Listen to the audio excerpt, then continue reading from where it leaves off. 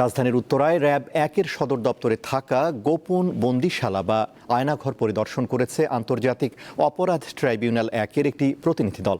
পরে প্রসিকিউশন পক্ষ থেকে জানানো হয়, আয়নাঘরের মাধ্যমে শেখ হাসিনার দমন পীড়নের চিত্র ফুটে উঠেছে। বর্তমান স্বরাষ্ট্রমন্ত্রীকেও টিএফআই সেলে রাখা হয়েছিল বলে জানান চিফ প্রসিকিউটর। গণ অভ্যুত্থানে ক্ষমতাচ্যুত শেখ হাসিনা সরকারের বিরুদ্ধে অন্যতম অভিযোগ ছিল গুম নির্যাতনের। বিশেষ করে বহু মানুষকে র্যাবের টাস্ক ফোর্স ফর ইন্টারোগেশন বা টিএফআই সেলে নিয়ে বিচার বহির্ভূতভাবে আটকে রাখার অসংখ্য অভিযোগ রয়েছে।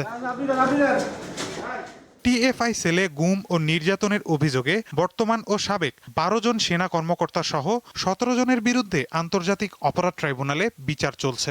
এ মামলার বিচার কার্যের অংশ হিসেবে শনিবার ট্রাইব্যুনালের ৩ বিচারক, প্রসিকিউশন ও আসামি পক্ষের কয়েকজন আইনজীবী রাজধানীর উত্তরায় র্যাব ১ সদর দপ্তরে অবস্থিত টিএফআই সেল পরিদর্শন করেন। দরজা জানালাবিহীন এই ধরনের ছোট ছোট ঘরগুলি ছিল র্যাবের বন্দিশালা, যেটিকে আয়নাঘর বলা হয়। আমি যেখানে দাঁড়িয়ে আছি এই রুমটিতে কিন্তু আমাদের বর্তমান স্বরাষ্ট্রমন্ত্রী সালাউদ্দিন আহমেদকে গুম করে রাখা হয়েছিল।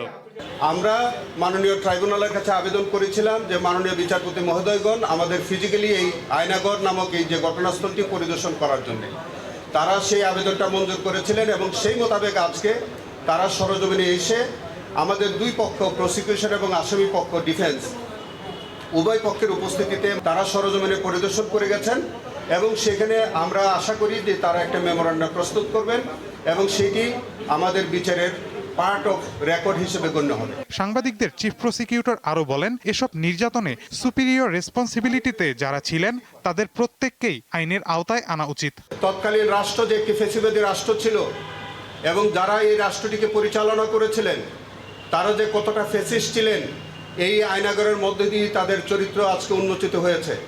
যারা এই ফ্যাসিস্ট রাষ্ট্র কায়েম করেছিলেন, যারা এরকম অমানবিক ঘটনার জন্ম দিয়েছিলেন, মানবতা বিরোধী অপরাধ সংগঠনে সহায়তা করেছিলেন, প্রত্যেককেই আইনের আওতায় আনা উচিত বলে আমরা মনে করি।